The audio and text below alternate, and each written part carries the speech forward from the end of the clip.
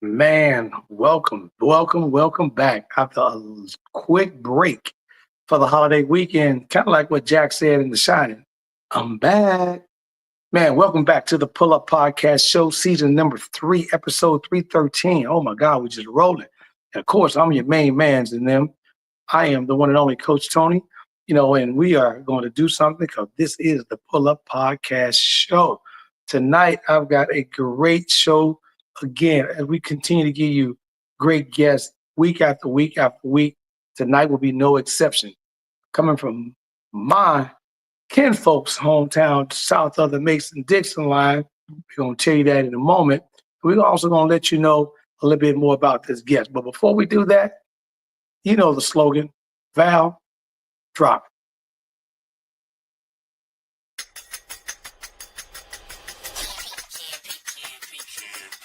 It's the Pull Up Podcast. It's the Pull Up Podcast. It's the Pull Up Podcast. Pull up, pull up. It's the Pull Up Podcast. It's the Pull Up Podcast. It's the Pull Up Podcast. Pull up, pull up.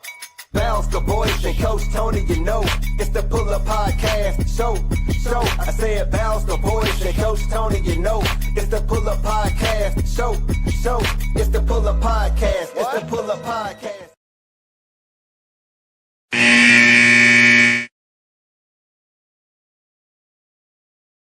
Man, welcome back to the Pull Up Podcast Show with your main man, Coach Tony. And this has been absolutely a wonderful quick break we had for the holidays. But tonight's guest is coming to you, like I said, from the Mason-Dixon line, south of the border. For me, I'm in Nashville, Tennessee. He coming from Alabama. Of course, he's not in Alabama now. That's where Coach is from. And he's vice president of communications, but none other than the Cotton Bowl itself. Yes, I did say the Cotton Bowl. And he's from Roll Tide country. Not from Auburn Tigers, but from Roll Tide country. Coming from Escambia High School. We're going to talk a little bit about, kind of where he got in his position over the years and hard work it took, and talk a little bit about his journey. And of course, he's one of the illustrious brothers with me from none greater than Kappa Alpha Psi Fraternity Incorporated. That's how we do. So let's bring out my guy, none other than the one and only Mr. Scottie Rodgers. Welcome to the show. What's up, Noob? My brother, what's good, yo? How you doing tonight? I'm doing great, man. I'm glad to be here with you. I knew you was going to represent with a shirt, so of course I had to come with a little something. Yeah. We got to. Hey, man, we always say, man, K-side till we die, find new pie in the sky. You already know. Already know, Noob. And coming off a conclave that just happened in Phoenix, I know neither one of us was able to make it, but, the brothers was able to do so much in the brotherhood and the fellowship and did so many great things. I know you saw all the social posts as I did and all the great work that is doing. And so I'm just excited to continue to be involved and continue to be engaged and look forward to continuing to bond it and doing what we do in Phi Nu Pi. Man, I'm telling you, that's good because the brothers had a good showing out, man, in Phoenix, Arizona, even though the weather was about 104 degrees from what I heard. So, but I know we still going to keep it clean and cream. You know how that go, baby. And, they had a good time. I never forget Scottie going to the 100, in Indianapolis. One of the founding fathers of the illustrious 63 here in the Brentwood Alumni Chapter in Nashville. And we got voted for Chapter of the Year, the 100, man, Chapter Genesis. So I really love going to the claves. Like me and you talked earlier, I got to get back and kind of move my schedule around so I can get back to that good old bonding with the brothers, man. Absolutely. The summer becomes a busy time when you work in sports, especially college athletics. And I got to do a better job to make sure I adjust my schedule and do things. The clave is every other year. So I look forward to making it the next time around. Oh, yeah. As we get started, man, send a couple shout outs. Had a wonderful time, man, hanging out with my granddaughter and the family this past weekend for the 4th, man, and got an opportunity to take my granddaughter down to the ocean for the first time, and she went crazy. And Miss Little Skylar Wilson, we out there on the beach, man, got a chance to get down in Tampa, Florida, so she got a chance to see, as we say now, the new Gulf of America. So got a chance to do that. And while I was also in town, man, I got a chance to stop by the Hard Rock Casino in Tampa, man, and got a chance to meet two brothers, man. My homeboy, I call Rich the Kid to the right there in black, and my homeboy Drew. They kind of got me. I'm good on the roulette table, Scotty, but man, they put me up on game how to win on the roulette electronic machine, man, and it was a lesson. So I appreciate y'all two brothers, man. Much love. Thank y'all for checking in on the show tonight, man. So how was your 4th of July, brother? Mine was good, low key. Yeah. It's talking season in college athletics. If folks don't know what talking season means, that means it's football media days. I'm actually tomorrow morning getting up first thing, heading over to Frisco for Big 12 football media days. The college sports season goes by very, very quickly. Just a couple of weeks ago, we were at the College World Series and the year was ending. And here we go tomorrow with the first event literally of the next school year with the Big 12 football media days. So I'm excited about that. Good chance to see a lot of great folks and folks that we know in the conference. We have a great relationship with the Goodyear Cotton Bowl Classic and the Big 12 Conference because we helped them host their football championship game at AT&T Stadium, which is our home.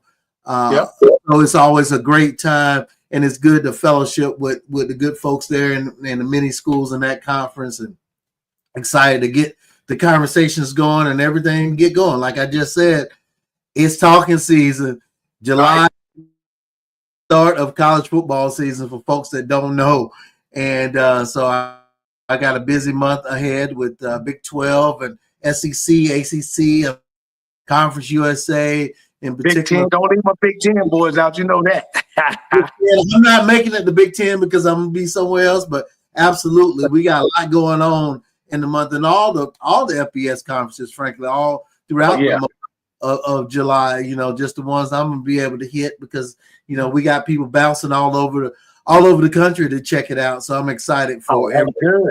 I'm loving it. Got me with goosebumps already against all, and I love it. Man, let's rewind this tape, man, and let's tell the folks how we got to where we are, man. You coming up out of the great state of Alabama, Escambia High School, man. Let's take us back there. Were you involved in athletics coming through high school? Any brothers or sisters played? Maybe your dad or anybody played? Or was you just kind of like that guy that was cool around the school doing your own thing? Let me tell you something. Let's go all the way back. I'm gonna correct you on one thing because it's funny. It's a very funny. It's an interesting story. So, I grew up in a little small town called Atmore, Alabama. You can probably see some. I know Atmore.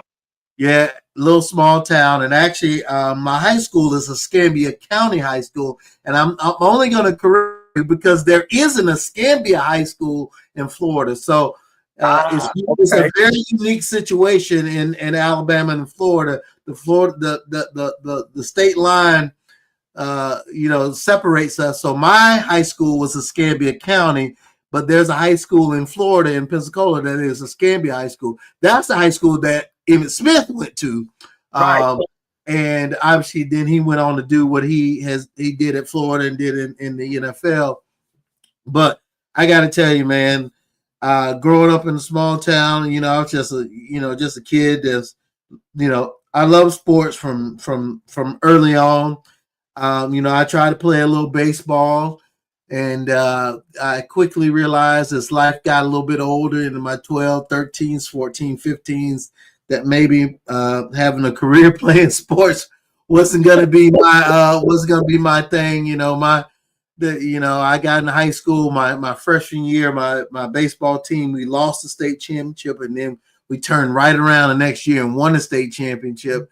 And I was a manager on that team. I actually have a state championship ring from that. And but I was just a manager. I didn't play. I didn't have a uniform, but it was something that is meaningful to me and where we grew up, because where my high school is, we didn't win a lot of things. We won a couple football state championships back when in the 70s we won one, and actually when I was 10 years old we won one in 83 before everything expanded.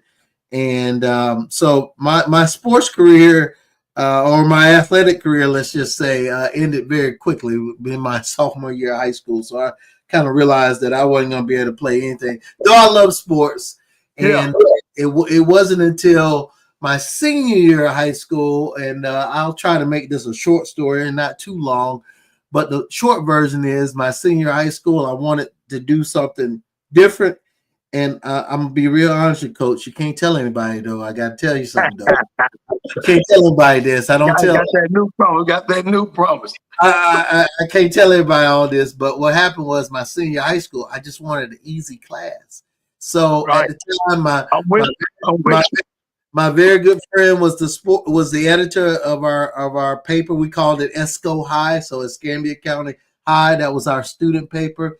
And I wanted an easy class my senior year high school because I was a math person. I was a science person. I was in all these things. And, I was fortunate enough to be, in some of those elevated classes. So I wanted a quote unquote easy class. So I got on the student paper, and 6 weeks into my senior year, I got promoted through some changes that happened to be co-sports editor of our student paper. Well, we went on that year to end up winning the best paper in the state in our division. Wow. We went to Alabama for a journalism conference, a state high school newspaper conference. We went on to win best paper in the state in our division, and that, along with some other things I did at home, just really turned into a career that I didn't even know that I was starting. I was just writing it because I like writing sports. And my friend that was the editor, his name is Chuck Underwood. Chuck was one of my great friends, still a great friend. Grew up with him. He was on the baseball team, and he wrote for our local paper. Came out twice a week, the Atmore Advance. And when he started playing baseball his senior year, somebody needed to take over writing for the hometown paper. So I took over for him because I wasn't playing. He was still playing. So because my career was over, and that was what it was. So I started writing for my hometown paper and started figuring out the newspaper business at the very low level and figuring it all out. And I decided that I was going to go to school at the University of Alabama and had gotten accepted and all of that, and didn't know what I was going to major in. But through my work on my high school paper and the work at the newspaper, I applied for and got accepted to this journalism workshop, for lack of a better term. It's like journalism. Okay. It was called the Minority Journalism Workshop. It's changed names over the years, but at the time it was called MJW. So it was a 2-week camp that I went to between my senior year of high school, my freshman year at Alabama. And I went up to this camp, and I didn't know what to expect. And, the funny thing about it, Coach, is I'm from a small town, and I grew up. I call what I grew up is middle class. My parents, Aaron and Scottie Rodgers, did a great job with all of us, but they let me take the car up the campus, which was unbelievable. And I won't get into all those stories, but I know, right?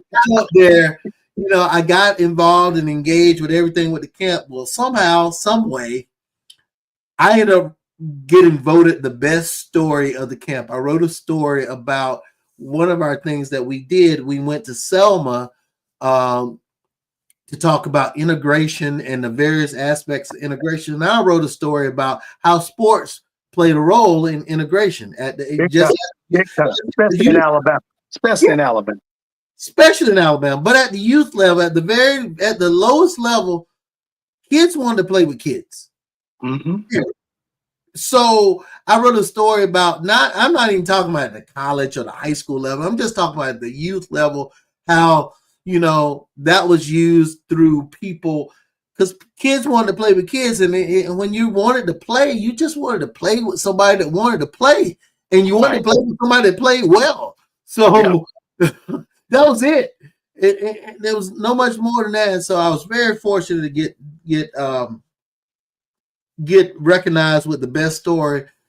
Ironically, it's probably 3 weeks later, I was going back to Alabama for my freshman orientation. And it was during going up for that orientation that I decided that, I had a great experience at this journalism camp.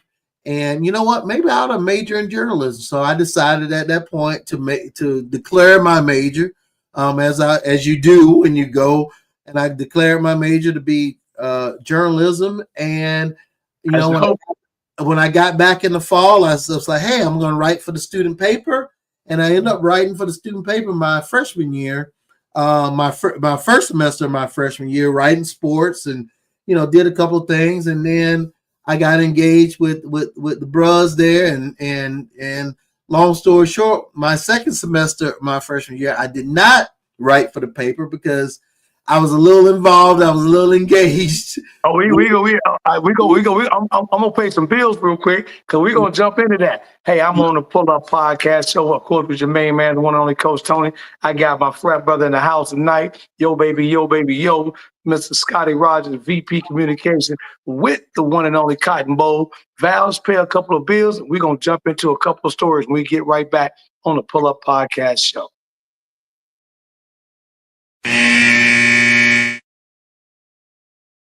Are you a small business owner looking to grow? Introducing the Key Spot mobile app. I'm Cynthia McAllister, owner of the IT company Quality SAP. Since 2016, we have been supporting small businesses and help them promote and share their businesses, services, and events across the country. Key Spot is more than just an app. We are a network providing community. Key Spot, connecting communities and supporting small businesses.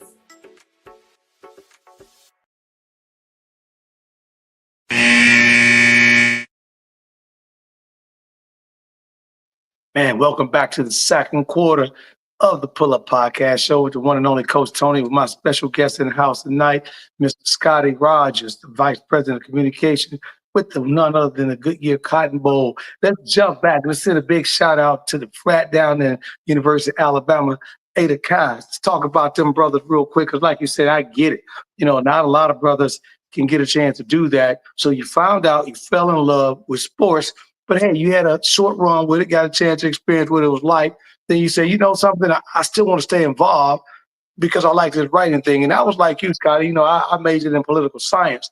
And I did the same thing. I declared, because of some circumstances happened with a friend of mine and coming through high school, I declared my major my freshman year, which I didn't realize it helped me out greatly, because I started taking courses my freshman year outside of my elective courses. So by the time I got to my junior year, I was already in writing papers and theses, which was awesome. So you get to the frat, you're down there trying to do the work, trying to pledge and all that. Take us back, because I want the people to understand, these young people getting ready to go to school. High school is one thing. I always tell them, it's like the cafeteria. You go to college, it's like going to the restaurant, you know, because now you got everything there. You got no rules. Mom and dad ain't around you. You got to grow up quick. You got to become an adult real fast. You got to hold your responsibility. Ain't nobody making up your bed. You got to do that, wash your clothes. So tell us a little bit about, once you stepped on to Roll Tide country and getting through that freshman year, you know, intermixing with other kids from all over the country. And at that time, I think the Bear had retired, and I think Gene Stallings was then coaching Alabama at that time, right? Absolutely. So I'm going to show you this, Newt, because if you know, you know. You got that scroll. I got that scroller pen. So I ended up pledging spring 92 at Alabama, which was my sophomore year. And then that summer, I went back to my hometown to write for my paper, because that was my summer job. I still had the summer job. You know, our paper came out twice a week. There was one page plus maybe the right sport. So when I went through and I pledged and all those things that happened in the spring, and I went back in the summer writing, while I was back home, I got a call from the university through my journalism advisor, Marie Parsons. She had gotten a reach out from the athletic department and say, hey, we have some student assistant positions in the athletic communications. At the time, they called it sports information. So I ended up taking the call, having the conversation, going up, interviewing, and then, hey, come back in the fall, you can work in the athletic department. That was the fall of 1992. And if you know anything about college sports, the fall of 1992 was transitional in the world of college football and college athletics. First of all, you know, the SEC had expanded to 12 teams. Correct. Alabama, this was the third year. You mentioned Gene Stallings. It was the third year Gene Stallings as the head coach following up Ray Perkins and the Bear and all the things that had happened there. And Alabama ended up going through so I'm a student just working in the sports information office, trying to figure out the business, trying to figure out what's going on, figure out if I like it, whatever. All the fraternity stuff and everything else with schools happening in the background. And so I ended up, the fall happens the way it happens, and Alabama goes undefeated. Alabama, goes to the conference championship game, first conference championship game that's ever been had in Birmingham, Legion Field. The whole thing happens, with the big interception. Shane Matthews, the whole thing. Alabama wins the game, goes on to play what turns out Miami in the national championship, in the Sugar Bowl, which turned out to be the national championship game. Right. Miami number 1, Gino Torretta, Heisman Trophy winner, everything about the U. We Alabama, we come in number 2, New Orleans. I got a chance to go down to the game.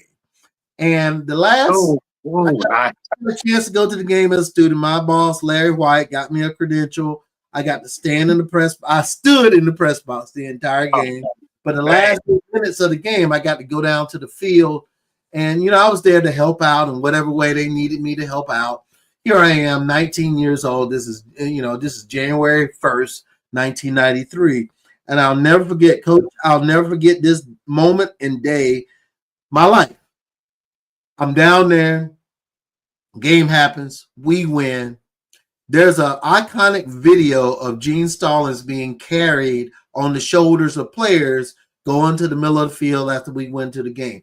There's one version of that video. It's not on every version, but there's one version of that video where in the bottom left-hand corner, you can barely see for a second, maybe 2, you can see the side of my face and my glasses. And I'm looking up at the Jumbotron at myself.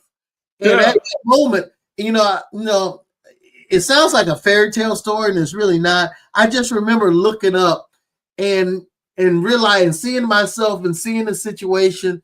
And at that moment, I realized, like, man, I think I want to do this thing, working in sports. Right. You know what? And from that moment, I just started pouring into it. It's like getting bit by a bug or something. Absolutely. And I just started pouring into it, and the opportunities, everything they gave me while I was there as a student, I took advantage of it. I worked, you know what? Don't go on spring break because we're hosting a track meet. I'm there. Working tennis matches and swimming matches and basketball games and football games. And it got up to my senior year, and we brought back women's soccer as a varsity sport. And it was brought to me the opportunity because of that to be the primary contact for the soccer team that we were bringing back as a varsity sport. And this was the fall of 94. And I was like, I did not know going into the spring and the summer, I didn't know anything about soccer. But the World Cup was being played in the U.S. in 94 that summer. I watched all the soccer I could possibly watch. I didn't grow up. Soccer was not a sport that didn't. In small not Alabama. Not Alabama. Wasn't brought up. Wasn't something that we discussed, talked about, or whatever. So I learned as much as I could about the sport. I went through the fall and I traveled with the women's soccer team. Don Staley was the head coach in the first year there, and I just learned whatever I could. I poured myself into it as best I could, and I got some great experience being a quote unquote, even as a student, primary contact for a sport. And I learned all that I could, and that experience with all the other stuff that I did got me in position when I got to my the latter part of my senior year in the spring and started looking at opportunities. And I volunteered for a men's regional in Birmingham and NCAA basketball tournament, and learned that the SEC had an internship. So I applied for it. And somehow, some way, through the grace of God, I got that internship. That's what got me to Birmingham in my first job in the summer of 95. And I took on the opportunities that was presented to me through that situation. and really just went from there. And I tried to be a sponge, Coach. Right. That's the only way that it could be. Just that. Take me back though. I want to go back to. I heard a funny story while you was at Alabama, kind of getting your feet wet and kind of figuring things out. That you had an opportunity where I believe the way it goes that you were doing some work and the commissioner came in. You thought you was in trouble, and he kind of threw this big opportunity at you and kind of set you up for success. Tell us a little bit about that story. That was actually at the SEC office. So I got the internship at the SEC in the summer of 95. So fast forward to March of 96. So I'm 9 months into my internship. I'm not a year out of college. And the Monday after Selection Sunday, after our women's basketball tournament that I worked and our men's basketball tournament I worked, I'm in the office on Monday morning doing my sports, doing my indoor track and my gymnastics and everything that I was supposed to be doing. The commissioner called me on the phone, Roy Kramer. If you don't know who Roy Kramer is, he's the father of the modern day college athletics. He is absolutely one of the people that was instrumental in college athletics turning into what we know today. He called me on the phone and said, hey, I need you to meet me in the conference office on our floor. We had a 2-floor office. Never forget, in the bottom floor, and I go in there and I'm like, oh, you know what I'm thinking. I'm like, I'm in trouble. I done something wrong. What I do? Well, they would have told who snitched on me. What was going on? You know, I was out too late because I was still young. You know, so what did I do wrong or whatever the case may be?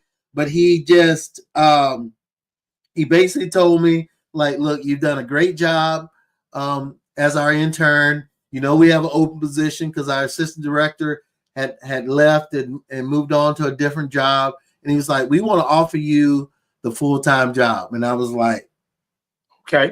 I'm like, okay. And I tell people all the time, this is 1996, March of 1996. I'm not ashamed to say I was making $15,000 as an intern. Yeah. He offered me $25,000. And I was like, this white man has offered me $10,000 more. You think I'm turning this down? Hey, well, I'm signing today. And I said, yes. And he looked at me dead in my face and said, you're the assistant director of media relations for the Southeastern Conference. Go do the job. Wow. And I got promoted right there on the spot. That's how I got my first. With no training, no manual. Go get it done. Go get it done. You know, go. Yes, I had looked and watched, but I hadn't done the job that he was telling me to go do. I had to go do it. I just had to sit down and literally walk out the room and go do it. It wasn't, oh, you're going to go do it in a couple of days. No, I had to go do it in the next few minutes after I left.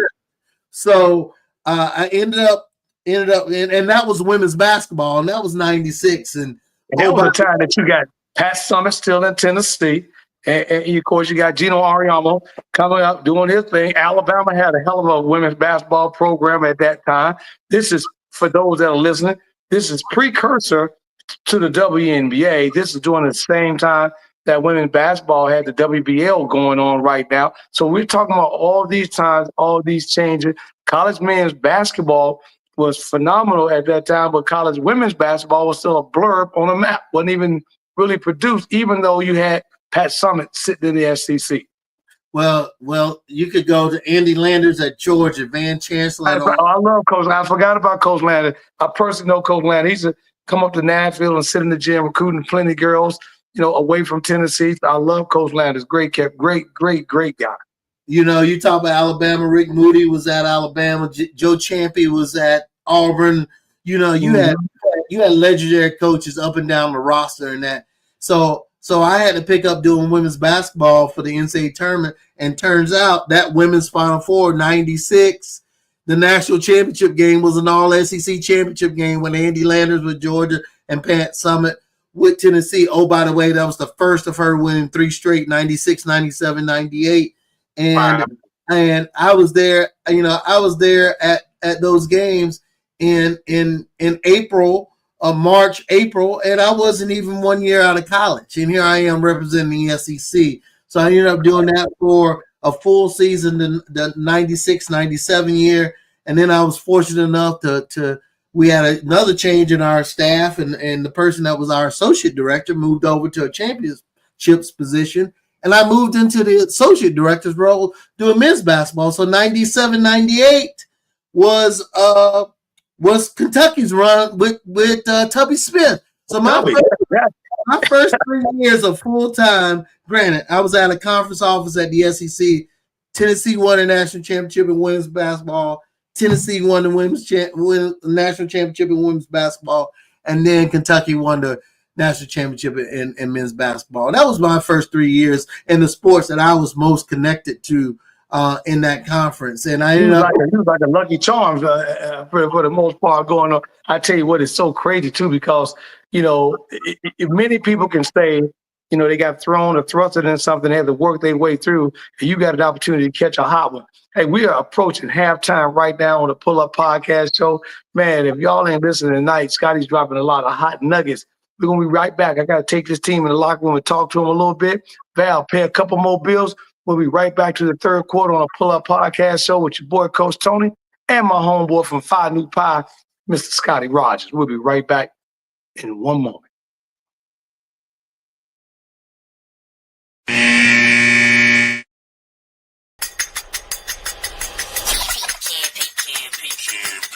Hey, it's your main man, right back at you, coming live here from the Rise Studios.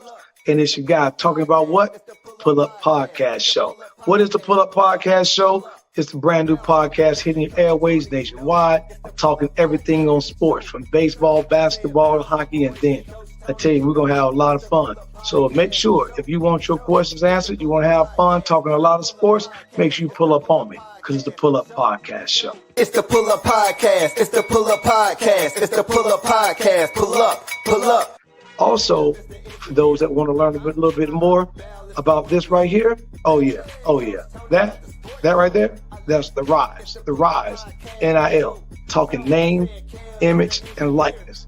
Those having opportunities, getting paid, you want to tune in to it. Sports show, let's go. It's the Pull Up Podcast show. It's the Pull Up Podcast. It's the Pull Up Podcast. It's the Pull Up Podcast. Pull up. It's the Pull Up Podcast. It's the Pull Up Podcast. It's the Pull Up Podcast. Pull up.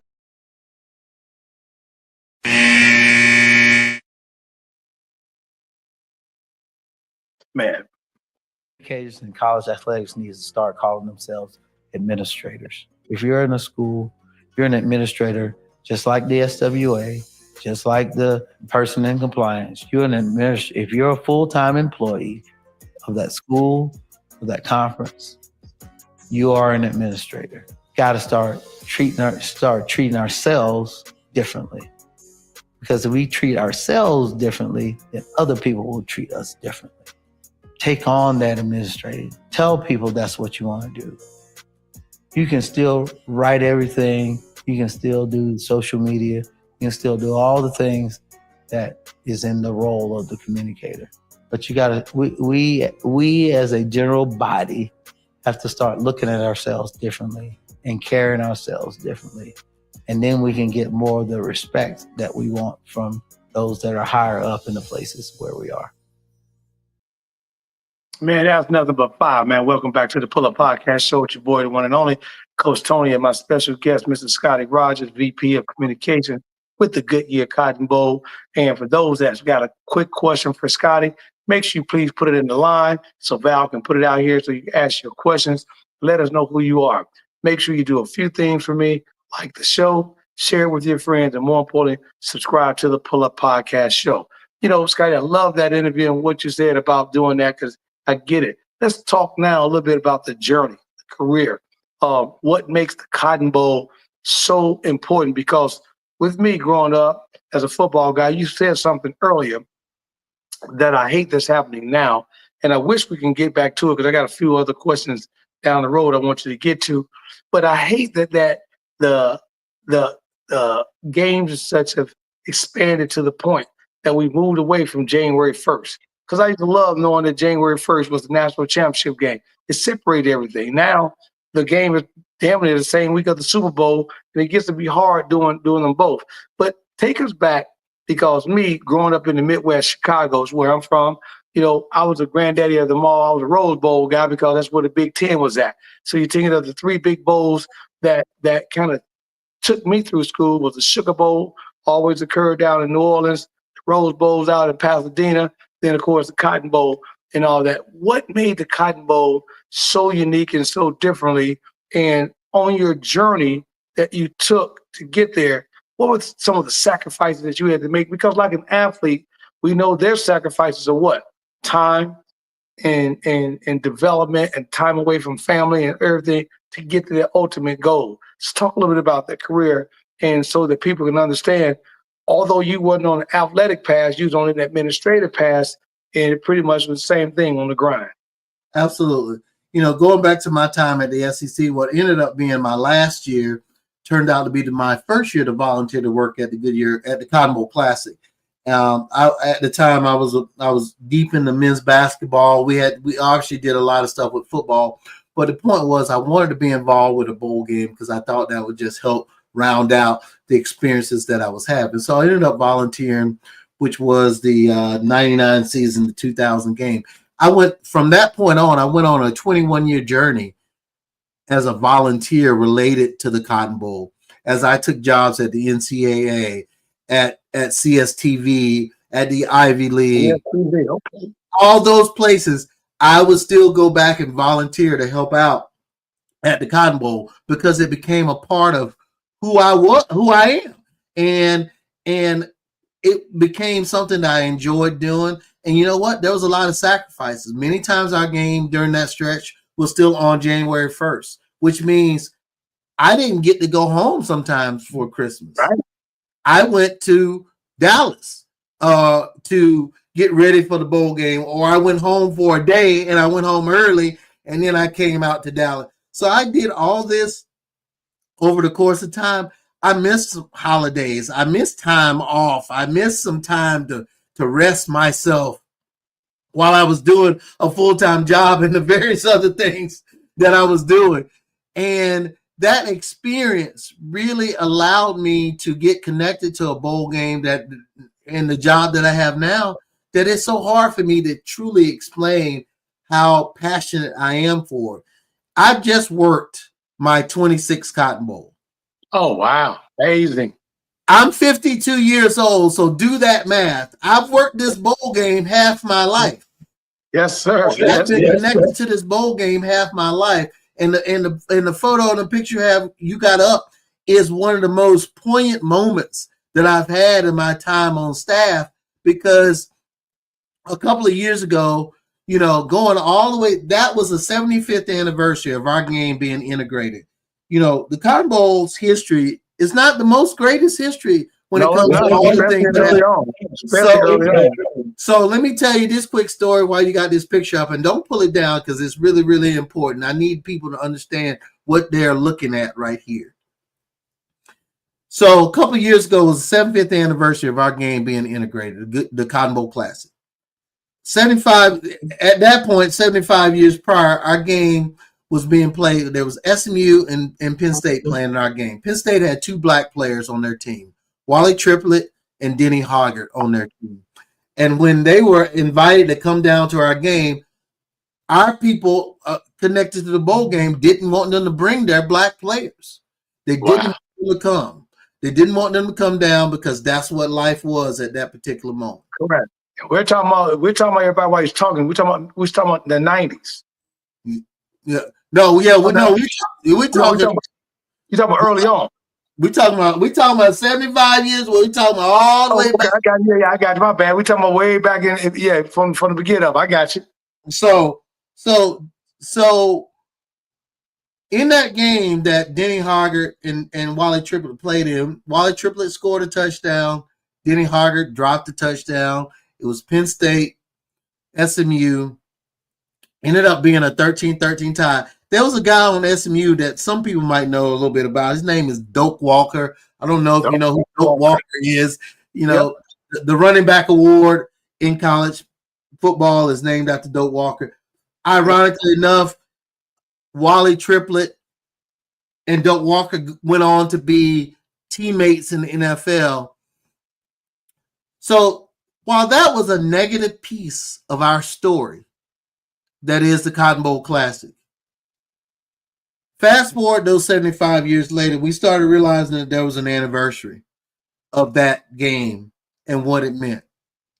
And a lot of great people, many of them who don't look like us, I'm going to be very clear, decided we needed to do something to help not rectify, but to honor that situation in a positive way. So what you see in that picture is I was fortunate enough to go up to Penn State to present a $75,000 check to represent 75 years. We ended up creating the Wally Triplet Cotton Bowl football development program there to allow them money to help student athletes grow beyond football, whether it was resume building or going to New York to meet alums. So we were able to do something 75 years later.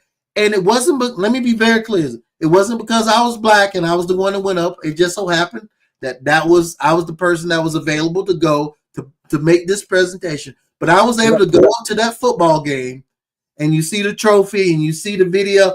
That is at a Penn State homecoming football game against Rutgers. I am on the field presenting that trophy to signify what we did to honor the memory of that negative situation that we decided, you know what, we're going to turn that around and we're going to make it into a positive and do something to help football student athletes at Penn State for years to come. That's what you're seeing in that picture. And that's why I'm connected with the Goodyear Cotton Bowl Classic, because the people that I am connected with realized that we needed to do something. Yes, it was 75 years later, but we needed to do something to be positive and take this negative to a positive, and that's exactly what we did.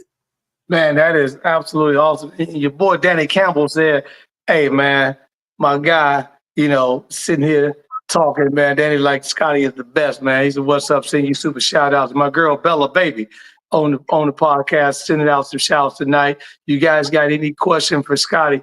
Make sure you put him in a tagline as we get in some early history on the Cotton Bowl. So as you go through this kind of, we're going to take our last break in a moment, but I want you to answer this for me real quick. As you're going through this and you're kind of seeing this 75 years and you coming up on that and doing that, how did that make you feel, Scottie? I mean, what kind of, because I know if you hit a special moment in your life, you get one feeling, but to know that you was in a situation where at one point in this conference that you now representing didn't even want us to be there, and now it's pretty much, dominated by us. How did that make you feel? You know what? There's a lot of things in my career. I've been the first, second, the third, or the only.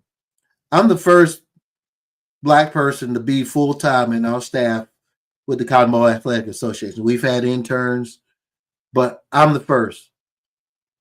And I don't say that with any negativity. It just so happened that's the way that it is.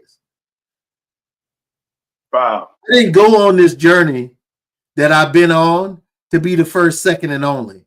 I've gone on a journey because the opportunities have been presented to me. But over the last couple of years, I've been realizing how significant my journey has been. So that's why I've been so fortunate to be able to sit on a podcast like this and talk about the stories that I talk about, because I need some young people. I need all people. I need some young people in particular that's trying to get this business, understand that the people don't need to look like you to help you along the way. I can't tell you the number of people that have helped me along this journey. We don't have enough time on this podcast. We would have to have 20 of these podcasts for me to talk about the number of people right. that have helped me. And they've come from all walks of life, all backgrounds, all different situations. I've had so many people to help me, and I think it's really important that young people that's listening to this, and people need to understand this journey. You can make it what you want to, but you got to put something into it to get something out of it. And I've been pouring into my journey all this time, and I've been very fortunate. in the opportunities, but many opportunities I wasn't ready for when I got them. Many opportunities I didn't do the right thing at the right time. But you know what? I've done everything that I needed to do along the ways and tried to navigate the changes and the opportunities that's been situated and given to me, because I just try to be a good person. And I just, I'm not perfect. I've not done everything perfect. I've definitely done a lot of things wrong. But I know that's right, baby. I know that's right. I'm right. I got the other half of that doing something wrong. So I know. So we got a couple people checking in, but we're gonna take our last break of the night, and we're gonna send you some shout outs, and then we're gonna get into some of these young people as you mentioned, because I want you to preach to them and give them some words on this stuff, because you can make it happen. Hey, we'll be right back with your main man, the one and only Coach Tony, and this is the Pull Up Podcast Show with my boy, my frat, my new brother, Scottie Rodgers, VP Communication with the Goodyear Cotton Bowl. Val, we're the last bill of the night. We'll be right back.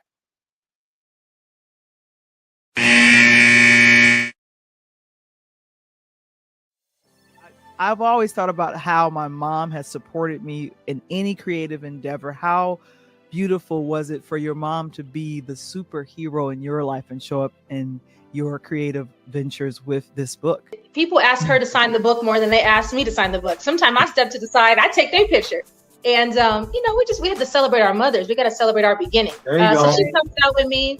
Every event, she is there. Even when I tell her she does not need to come, she will show up in the parking lot. And I'm like, oh, okay, you coming? Okay. I'm like, all right. Right. And she got a bottle of wine in her hand. What in the world? Why are you giving her alcohol? No, I'm just saying. She showed up in the parking lot. She got a bottle of wine, nice wine. She's going to set it down. She ready for the show, Val. You know what I'm saying? Because the funny part about it is, CJ, I've actually talked to Val. I thought about, writing a book myself called My Man's in Them. I love it. And look at Val.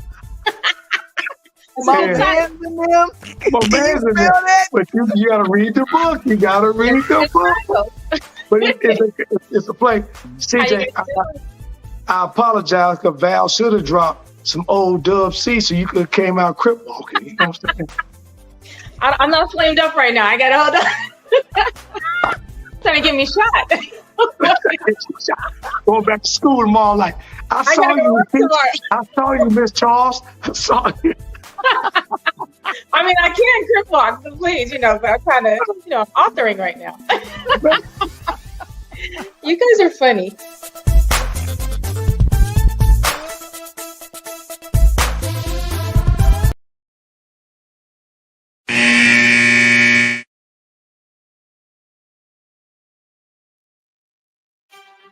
Our final Hall of Fame inductee for 2025 has been a trailblazer at every step of his career, and this year he's a double award recipient.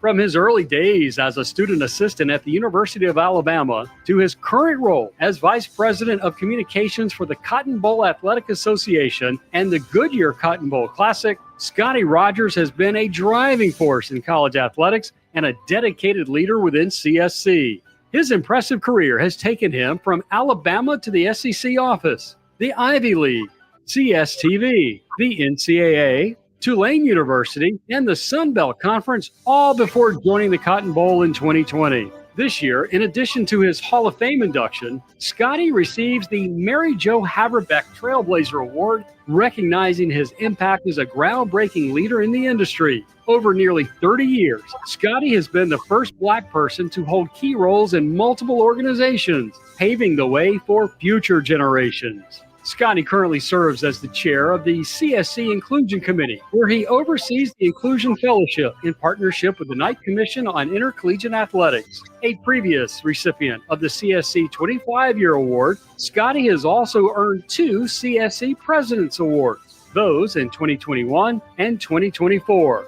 Ladies and gentlemen, the Mary Jo Haverbeck Trailblazer Award recipient and a member of the 2025 CSC Hall of Fame class, Scottie Rodgers. Man, I tell you, boy, welcome back to the fourth quarter with your main man, Coach Tony. This is the Pull Up Podcast Show. I got a couple people checking in. Miss LaRonica Conway, what's going on? She has a question for you, Scottie. Want to answer hers? I got Miss Darby, Miss Tony Darby and Darby Institute.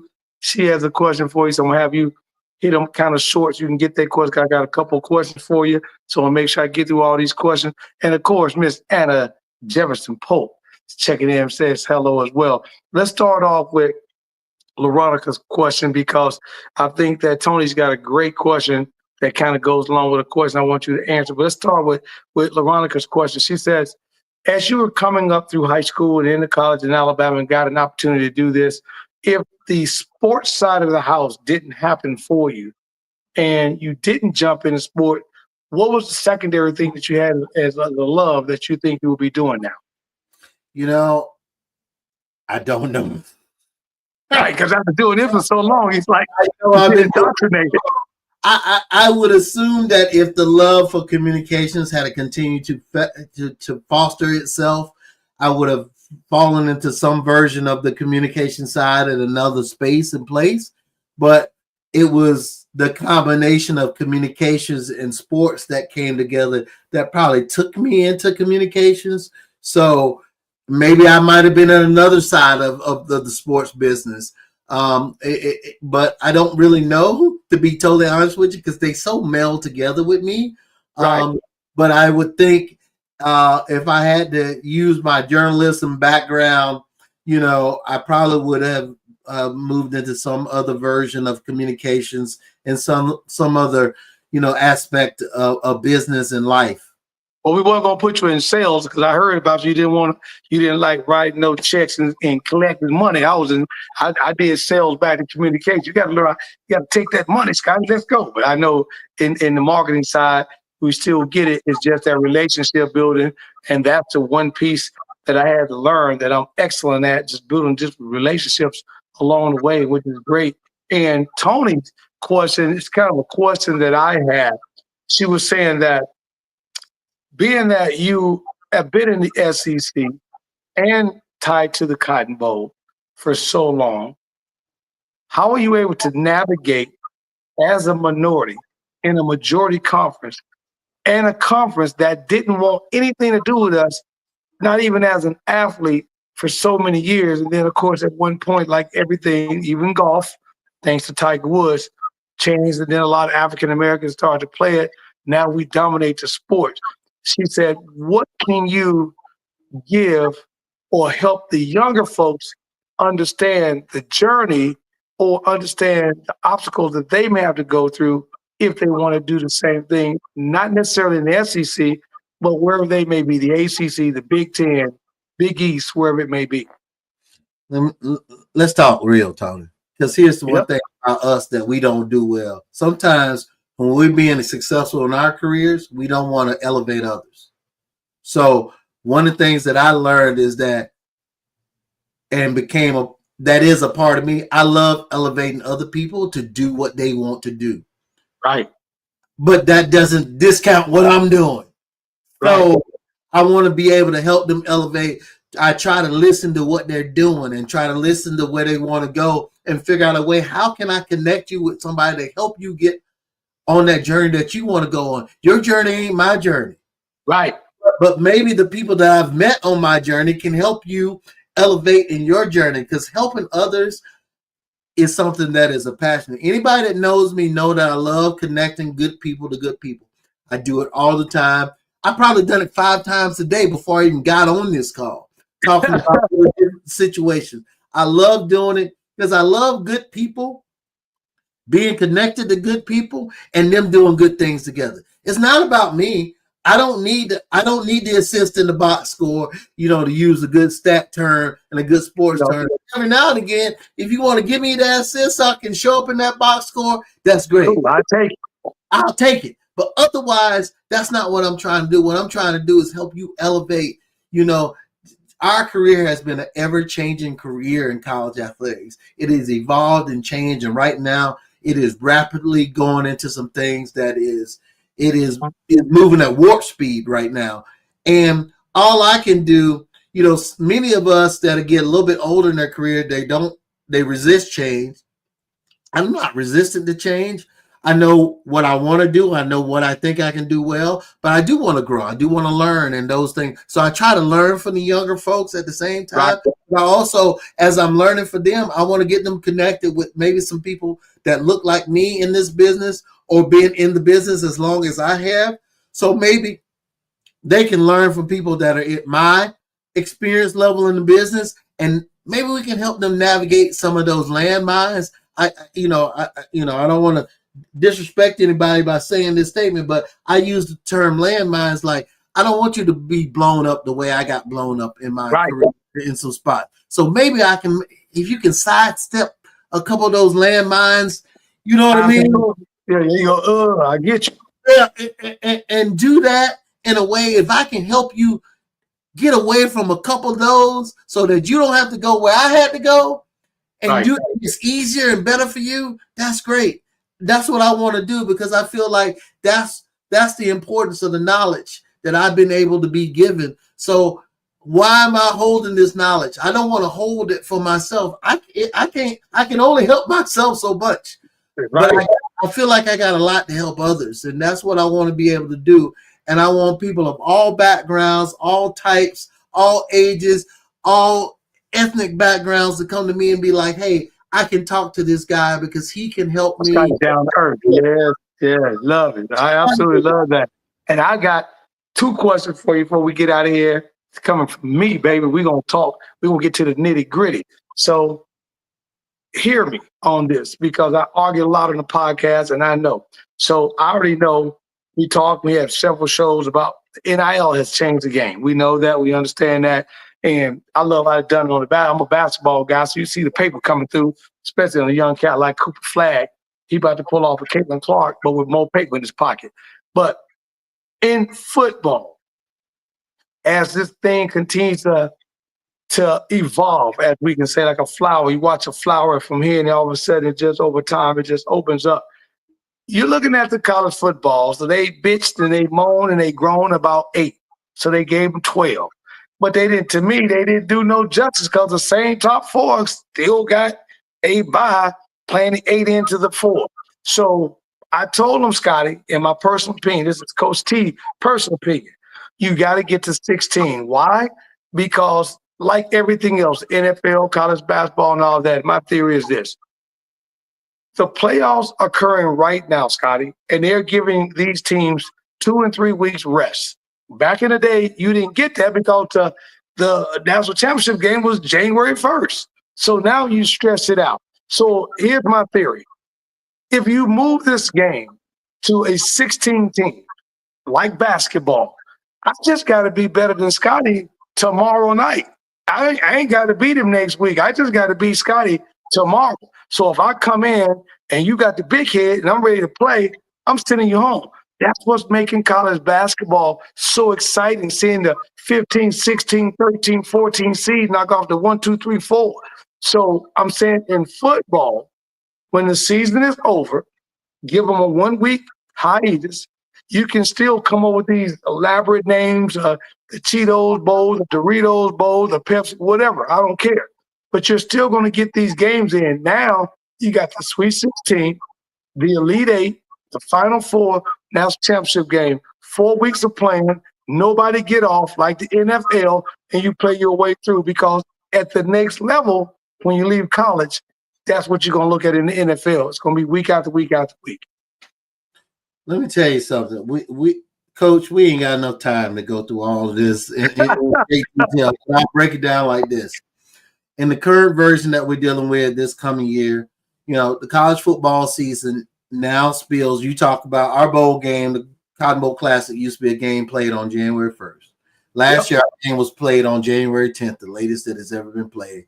This year, our game is a semifinal last year. We're a quarterfinal this year, and we're on New Year's Eve. The national championship now is being played on Martin Luther King Day. I think it was the 19th last year. I think it's the 19th again this year, but it's that Monday. So the point is this. In the ecosystem of college sports, you now have college football becoming a 2-semester sport. College football used to be a 1 semester. 1 semester, boy. Basketball was the only one that was 2 semesters. Exactly. So now you got college football eking into deeper into the month of January. The effects that brings to the overall aspects of college athletics is more challenging than we even know. We just had it for the first time. It's only happened once, in the 12-team playoff. Now people want to talk about 12, 14, 16. I hear what you're saying. But our thing is this. Everything that's happened in college athletics, conference realignment, NIL, transfer portal, expanded college football playoff. We have so many things that's happening all at the same time that I'm not sure right at this moment we can digest all the things that is happening to college sports. Everybody wants to be worried about football. I love college basketball like anybody. College basketball, I think the NCAA tournament, as it is currently set up, is the greatest 4 weeks in sports. Period. I don't care about international soccer. I don't care about anything. I think the way that tournament is set up right now, which they're trying to take 68 to 96. Exactly. I'm like, man, leave it alone. Leave it. So the point is, I'm going to say about college football, and I'm not trying to answer your question, but I think there's too many things that need to be really discussed and looked at this thing at the higher level than just college football by itself. Because this business of college sports, my business of working in college sports, working in intercollegiate athletics is becoming overly challenging right now at a place where I don't know that people are looking at the thing in totality. They're just looking at this and they're looking at that. And I think we got to take some time at some point here sooner rather than later to look at the totality of the entire enterprise of intercollegiate athletics and determine what we want that to be. Yes, it's going to be led by football. Yes, it's going to be led by basketball in so many different ways. But we got to look at the bigger picture and figure out this whole thing as an enterprise than just looking at one sport, just looking at one tournament, just looking at one opportunity. If we don't do that sooner rather than later, we're going to lose some of the essence of what this whole thing is supposed to be all about. Man, I tell you, man, that 50 balls of straight up fire nuggets drop for you guys. As my boy Wise once tells me, drop the balls. Hey, listen, man, my brother Diggs, man, I appreciate you, man, for coming out here and just putting it on, yo. We keep it flying new pie in the sky, man, and continue achieving all these endeavors, man. And I'm gonna put you on the spot because I'm gonna put myself on the spot. This year, 2026, FBS national champion. It's none other than the Penn State Nittany Lions. I think that Coach Franklin finally gets them one. Just me personally, a Big Ten guy, ain't got nothing to do with SEC and everything else. But I think the two best conferences right now, the Big Ten and SEC, fights it out. I love what the Big 12 is doing, but I think James Franklin finally gets them a national championship with Penn State. Well, look, man, I don't get in predictions. But you know where I went to school? Yeah. So I'm going to say 2 words, and that's the only 2 words I know to say when it comes to college football, and that's roll tide. There you go. I got you. No predictions, but all I can say is roll tide because that's all I know. That's what I am. That's who I am. I love like when these guys be talking to us about frat. I'm like, what frat? It's only one frat, man. What you talking about, man? Yeah. Hey, listen, Scottie, man, if that was, in terms of the young folks, because I love the conversation we had earlier today, and if you can give them just one quick response in terms of walking out the doors 2025, 2026 in college, and this is what you want to do. If you had to leave them one thing of just quick advice from your journey and your experiences to set them on their way, what would that advice be? I'm going to lean into the camera a little bit because I want them to hear. I'm going to put my ear up to it too. Be passionate about something. Stop waiting for somebody to give you something. Oh, say that again. whether it's your parents and your dad does something or your mom does something, you got to do something. Find that passion and get to it and start doing something about it. Your mama can't call for you. Your daddy can't call for you. Your auntie can't call for you. Your play cousin can't call for you. Stop waiting on somebody to do something for you and get up, stand up, and start doing something for yourself. Because if you want to do this thing that is working in sports, this is a hard business to work in. I don't care if you're working at the youth level, the college level, or the professional level. This is a hard business to work in, whether you're coaching, whether you're administrating, whether you're in operations, or you're in some level of business or some sort of side of that. This is a hard business to be in, and stop waiting on somebody to give you something and go get it. There are so many opportunities in this business. And I tell people this the one thing I will say, and I'll leave at this. I say this all the time. When I'm not ready to pick up a box to move it from one place to another in running an event, then I need to get out of sports. When you can't pick up a box, I don't care if your title is coordinator or chief, C-suite, whatever. If you're not willing to pick up that box to move it from one place to another place because it needs to be moved as a part of what's going on, then you need to get out of sports. You got to be able to move stuff. You got to be able to do everything. I don't care if your title is the highest of titles. You still got to walk through that parking lot and pick up that piece of trash that you see. You still got to move that garbage can or get that bag out or do something. You got to be able to do something. So these young people that want to do this thing, stop waiting on somebody to give you something and go get something. Man, I love that, man. In other words, roll your sleeves up, Scottie. I feel, 25 years on my AU in that truck every weekend in and weekend out. And I love it because I got kids at the D1, D2, D3, and AI level just coaching and doing some major things at the high school level, winning state championship. And it's great to go back and talk to my old players who still talk to me, and some don't even communicate with their old high school coach, man. So it's about the grind. Listen, man, I can't – we can continue another 30 minutes. You make sure you stay on. We finish up tonight. We jump backstage. But, man, I just want to appreciate your time tonight. For those that didn't get an opportunity, we're going to make sure we air this podcast with the one and only Coach Tony and the Pull Up Podcast Show, and my guy, my brother from Phi Nu Pi KSI, Mr. Scottie Rodgers, man, nothing but hands. I appreciate you.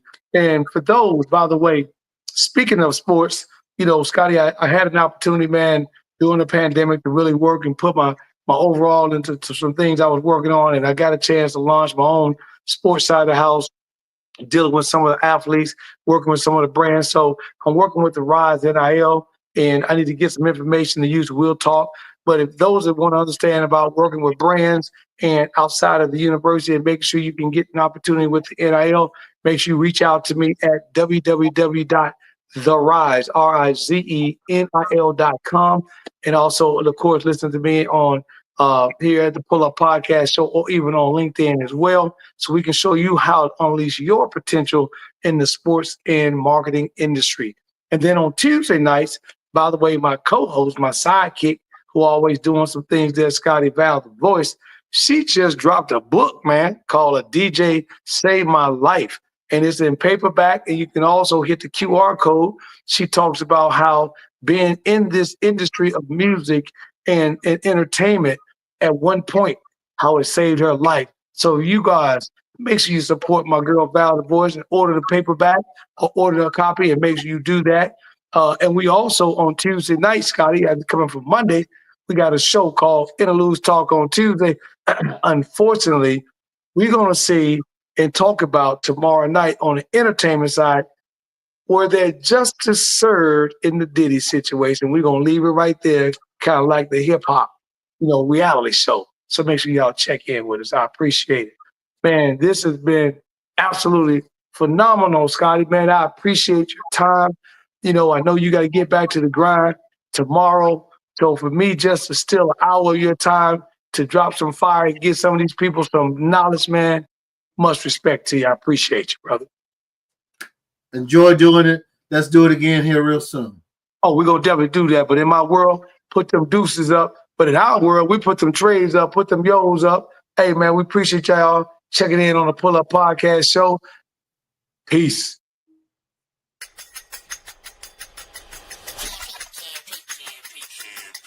It's the Pull Up Podcast. It's the Pull Up Podcast. It's the Pull Up Podcast. Pull up, pull up. It's the Pull Up Podcast. It's the Pull Up Podcast. It's the Pull Up Podcast. Pull up, pull up.